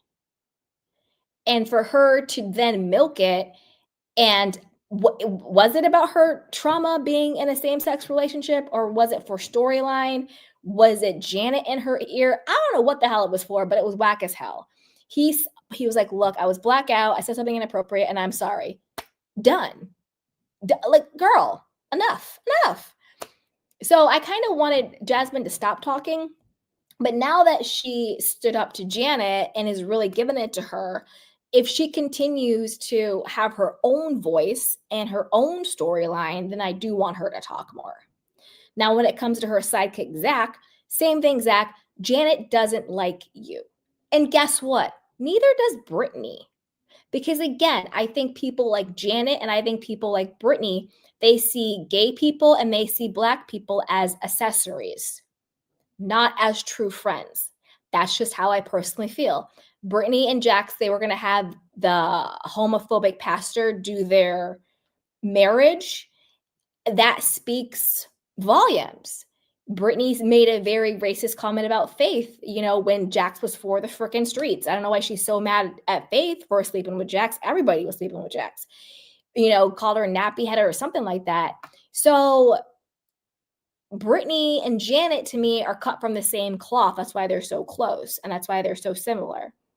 Janet is mean and is a Karen. Brittany is mean and a Karen. The only difference is that Brittany has that weird voice, that Kentucky voice, so you don't take her seriously, and because of Brittany's weight. And I'm not fat shaming her or body shaming her by any means.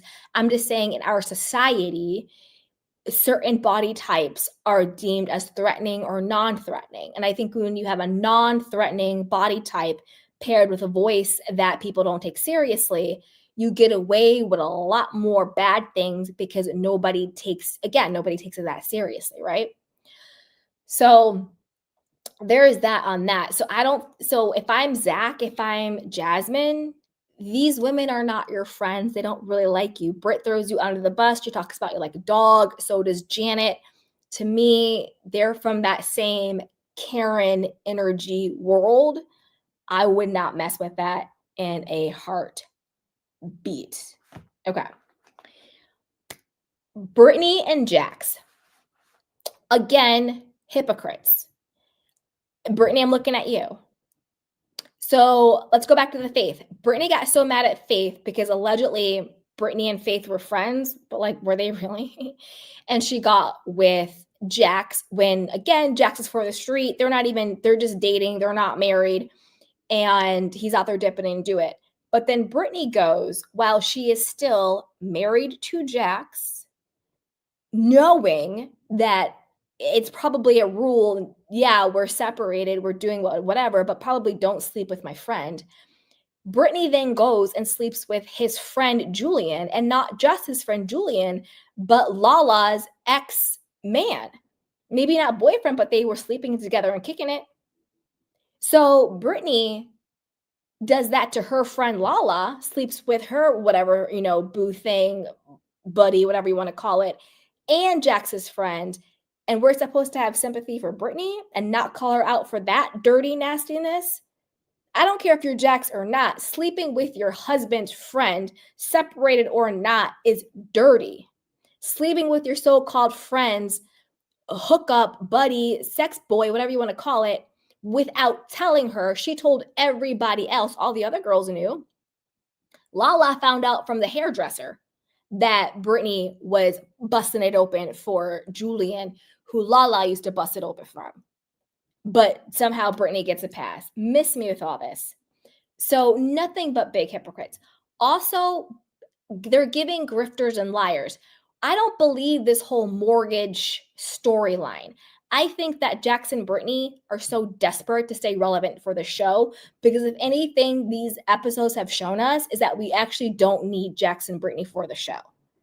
Especially not Jax. Jax could just never come back and we wouldn't miss a beat.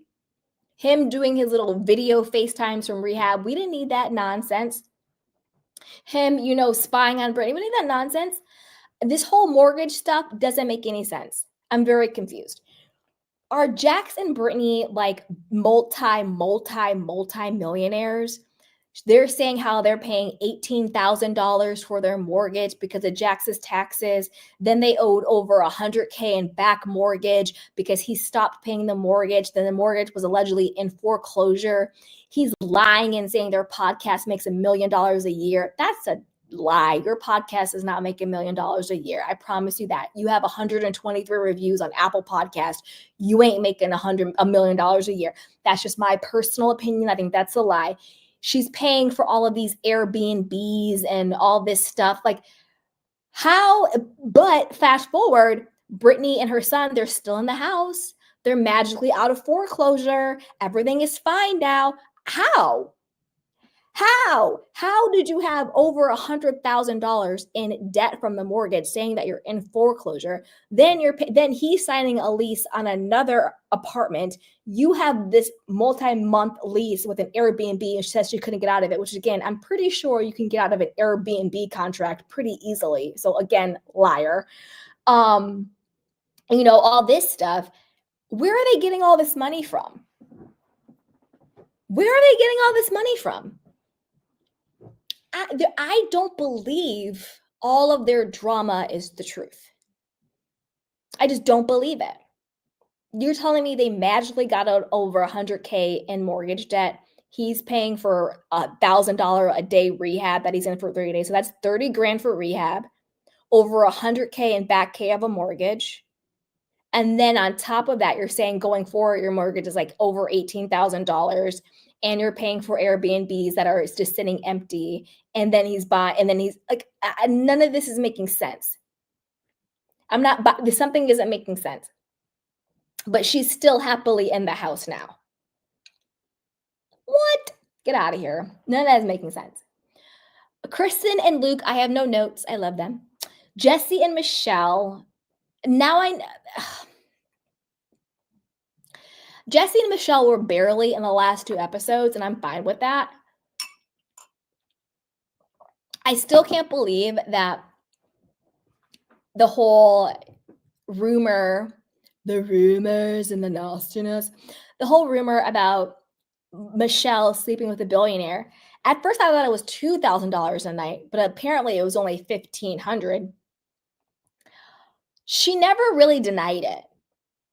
She was like, why would you say that about the mother of your child? I am the mother of your child. You're threatening me, Jessie. She talks so slow and weird. But what she did say was, well, Jessie, you've gotten paid too. I could show them your payments. So they both are paid for play, apparently. Because I'm confused. If somebody said to me, Candy, I heard you're sleeping with a billionaire for $50 for $5,000 a night. Not $5,000, $50,000 for $50,000 a night. I would be like, no, that's not true. I would never do that. I have nothing against it. If that's what you want to do, knock yourself out. But it's personally, I couldn't do that. My response wouldn't be, oh, well, you got paid too. I'm going to show them your deposits too. That's what she said. Remember, she said, you've gotten paid too. And then she talked about the gay guy giving them like money for the daughter and the wedding and all this stuff and the birthdays. And he was like, this is just a friend giving us, gifts or whatever. Look, Jax and Jesse, Tom and Tom, they've already talked about being male models in the industry. There's a lot of exploitation that goes on there. Me Too doesn't just happen to women. So who knows what has happened to these people. Don't forget on Vanderpump's Rules, there was the gay guy at the Miami thing who was saying how Jax would do stuff to stay at his place for free and for money. Again, that's not a judgment on any of it, on sexuality, on sex work, whatever the case may be, whatever it is. And also a lot of people are exploited and taken advantage of too, not just women, but it happens to men too. So would I be surprised if Jesse was kind of, strange for a little change? No, not at all. Would I be surprised if Michelle was busting it open for some little change? No, because it was never a true denial. It was more of like, well, you did it too. How dare you say that about me? I'm the mother of your child. Also, when Jesse now talks about it, he's like, well, it's a rumor I heard and I shouldn't have repeated it. But his energy is like, yeah, it happened, but I don't want to be on record saying that in case my daughter sees this. That's the energy he gives. You know what I mean? So there's that. Other than that, they're whatever. Jesse is sad. I don't think he wants Michelle back necessarily, but I do think he wants revenge on her. But I think he would take her back. Michelle, her boyfriend Aaron has the craziest eyes I've ever seen in my life. They're like soulless. He doesn't blink. He's like, Michelle, Jesse, is he texting you? No, Jesse, I wasn't cheating, but I was all up in her honey pot. I sell honey. Like, just weird, bizarre stuff. Patty says Brittany has brand deals. I'm sure that's the thing. I'm sure that they have income. I'm sure they make money from the show. They're on the show. They do make money from the podcast. They do have brand deals. They pop up on, he was on House of Villains and little stuff. Of course. But for the amount of money that they're talking about and for this situation to be the way they're saying the situation is, something just isn't adding up. Because he said, oh, he paid it on, in the after show, he said he paid off all the mortgage while he was in rehab. But then he said he gave the RSS feed of the $1 million a year podcast to Brittany. Then Brittany said, no, he hasn't signed it off yet. He's being very difficult. Like, they're just liars, and they're just having contradictory stories about everything. But something about it, to me, I just felt like Brittany and Jax knew they had to do something to stay relevant for the show. They needed some drama because the show, quite frankly, doesn't really need them. Like, if Jax didn't come back, would we miss him? Miss what? A rage text? The show is still going on. I do wish the show was more like season 1. I enjoyed season 1 more. Season 2 has gotten a little bit dark, a little bit dreary, but it is what it is. Okay. Nia and Danny, I love them. I think Nia handled the women flawlessly. She was like, look, you want to call me fake? Well, I love gratitude because this is what happened. And this was the other thing I was going to say. Another reason why Brittany is the biggest hypocrite on this freaking planet. So Brittany is going off and losing her mind, and Janet's jumping in because Nia said, as we all know, Nia was like, oh, Danny's really tired. He's napping. He's sleeping upstairs when they were wherever they went. And they're like, why can't you just say he's drunk? Why can't you just say he was drinking? I'm showing everything. Excuse me, Brittany. Wasn't your entire storyline last season was that you hated Jax because he was telling everybody that you were drinking and that you were a drunk, and he was calling out your piss poor drinking habits?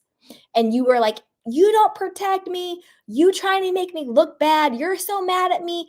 That was literally your entire storyline last season, was how your husband did not have your back, and he wanted everyone to make you look bad in front of everyone and call you a drunk and you're drinking. how you had to pull over and puke because you were drinking so much, how you have ulcers in your stomach and your doctor told you to stop drinking, how we saw your drinking on the show. So make it make sense how your entire storyline for season 1 was that your husband was trying to make you look bad because he was telling everybody about how much you were drinking. But yet, you want to crucify Nia because she's not. How does that make any sense? So the fact that Nia, and I don't even think Nia was protecting Danny. I don't even think it occurred to her. Like, if I'm at dinner and my husband's upstairs, everyone's been drinking. It's a given everyone's been drinking. He worked and then he drove and then he's really tired. I went up and he's like sleepy. I would be like, oh, I was like, oh, he's passed out upstairs. He's passed out. He's really tired. He's going to sleep it off, whatever the case may be. And I would just keep it moving. Who in their right mind would be like, oh my God, my husband is so wasted and so drunk and blah, blah. He's just, who would do that? It doesn't even make sense. It doesn't even sound right. So you're pissed at Nia for being normal, having a healthy marriage, and actually just not even having her husband's back, but again, just being a normal person, because you would just be like, oh, Danny's passed out upstairs. He's really tired. He's sleeping. That's what I would say. Even if he was blackout drunk, I'd be like, oh, he's sleeping upstairs. You wouldn't say that. So somehow you want to call Nia fake. You want to say she's protecting her husband for doing everything you said you wanted your own husband to do for you last season. How does that make any sense? You're the biggest hypocrite in the world. And Janet and Brittany, to me, and low-key Michelle, are so jealous of Nia. Nia is beautiful. She's kind. She has a husband who actually likes her. Yeah, I think they're just super, super jealous. And then for Janet to be like, oh, Nia only told the homeless story because, she didn't want to really address anything else going on and blah, blah, blah, blah. No, Nia told you the homeless story to give you context to her personality. She's like, yeah, I look for gratitude. Yeah, I do things because I've had to be this way, and this is why.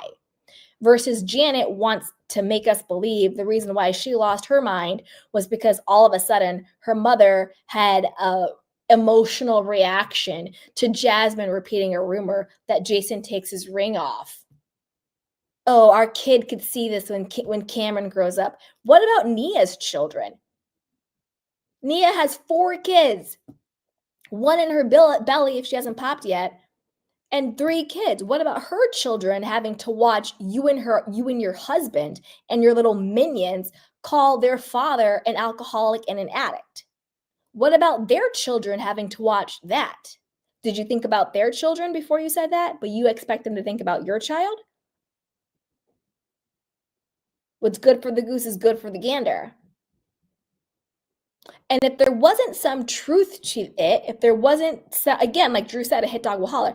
If there wasn't some truth to it, why are you guys so upset about it after the fact?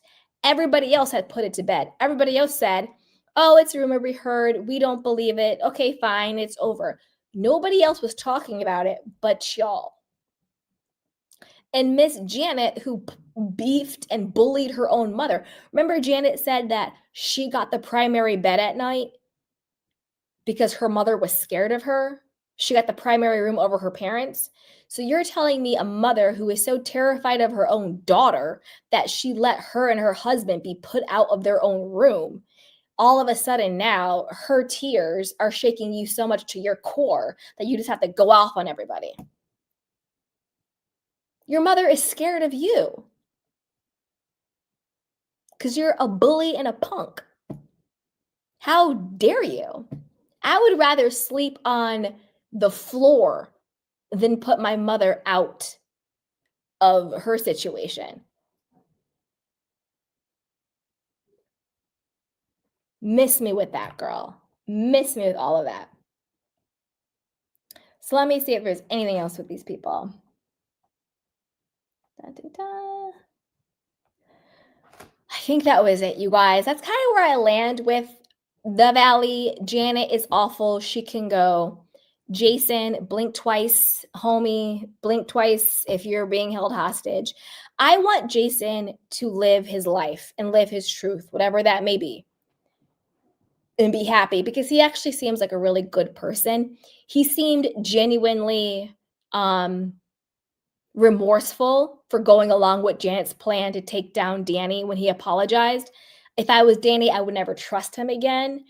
But I do think that Jason only went after Danny because Janet told him what to say. Jason's not a good actor, so he was just like very nervous and just regurgitating everything. It was so clear. But a person who is that weak is also very dangerous. I don't like to hang around or befriend weak people because they're weak, meaning they will do anything somebody makes them do or tells them to do. They're a follower.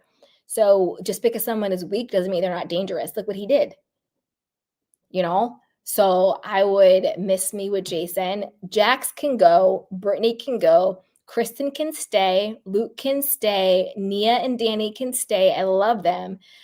To be quite honest with you, Jasmine, I'm sorry, but you could go. Zach could stay. Jesse can stay and Michelle can go. That's kind of what I feel about it. But let me know what you guys think on that one. And as always, be sure to like, subscribe, and share. And I'll drop the link in case anybody wants to talk. But in the meantime, I will do your candy cane questions and comments. Okay. Okay, Patty says yes, the Valley. Woohoo! Missy says yes, watch the first episode of NYC. Okay, I will watch it. Adam says, other than Shannon, OC was a sleeping pill. I bet. Adam says, Janet gives off that obnoxious school principal energy. She needs to sit down and learn some social skills. I agree 100%. Janet she's cuckoo. She's scary. She's a scary individual. And it's also that Jasmine girl is sus to me. Jasmine, she only became sus to me when she was going after Danny so hard. Hold on.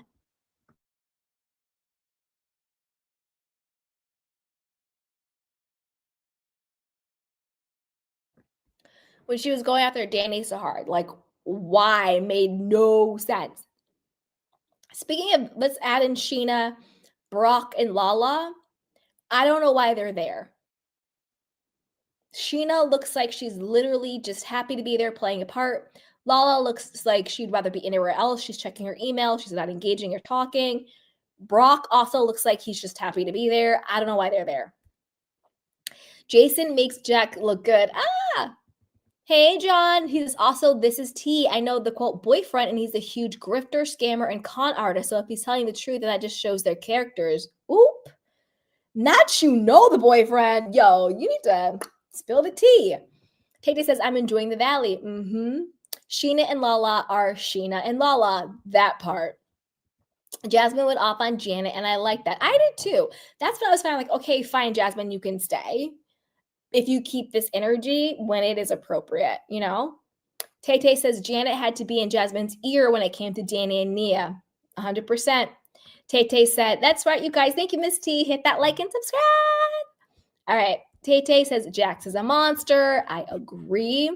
Adam says, tough question. Who out of these would be the worst to work for? Brittany, Janet, or Shamea? Oh, hell. No, none of them. No, Shamea is crazy. Janet isn't evil, and Brittany is also evil. So no. Adam says, to me, their house was out of their means. Definitely. I mean, to go from an $8,000 mortgage to an $18,000 mortgage, the math isn't mathing. Tata says, I choose Janet to be the worst to work for. Tata says, Michelle was doing way too much with Jesse. She even drew a drink at him. Yeah, she was doing way too much. Way too much. It's like, girl, if you're so happy with Aaron and you're so out of it, then be happy with Aaron and be out of it. Like, stop. Adam says, Michelle, I'll trust as much as I could throw her. That part. Tate says, we didn't need Lauren from Utah to be Michelle's mouthpiece. I agree. That was also very weird. Like similar to what I said about Jasmine. If you have all of this trauma from Randall and everything with that, go to your therapist and work your stuff out. Just because you are traumatized does not give you the right to then go and spew it on everybody else. Lala, everybody is not a narcissist, okay? Every guy is an a-hole, okay? Everybody isn't Randall, okay? Stop. It was too much. It was way too much. Adam says, I must admit, I was disappointed that Lala, the MVP, was Michelle's PR agent, right? It was crazy. Patty says, Brittany has brand deals. She does. But again,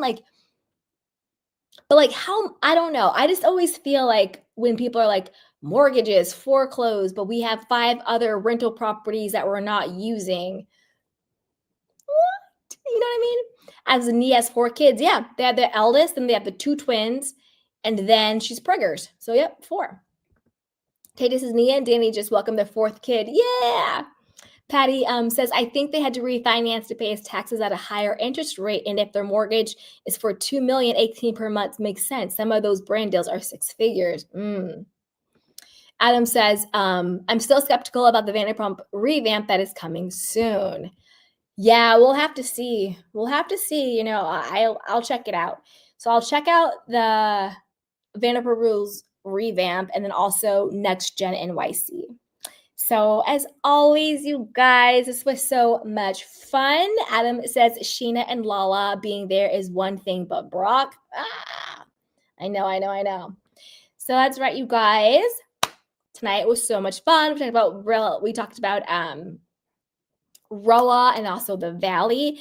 And in case you guys missed it or came in later, I am going to be doing more pop culture. So not just reality TV, and also Lux Life. So like my skincare, beauty, hair care, all of that stuff. So if you have any recommendations or you have anything you want me to cover, definitely comment down below. And then you can shop all the stuff on my Amazon shop. Amazon.com/shop/Candy Washington. It's linked down below. So everything that I post on there, I use, and I'll be doing videos on all of that, talking about pop culture review while I do my skincare or my makeup or something like that. So if you have any pop culture, I definitely want to do, I know people are probably really tired of it, but I never gave my conspiracy theory about Blake Lively and Justin Baldoni and what I think actually happened. I haven't heard anybody have this theory, no one.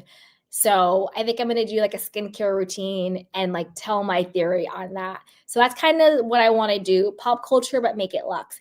So be sure to shop everything down below. And if there's anything going on in pop culture, except for the Diddy trial, I'm not touching that with a 10-foot pole. So anything other than that, let me know what you want me to cover, any of that. So Adam says, I'm still convinced he married for a green card. He married for a green card and to be on TV. Don't get it twisted. 100%. All right, you guys. I love you guys so much. Hope you had fun. And yeah, welcome back. Bye, guys.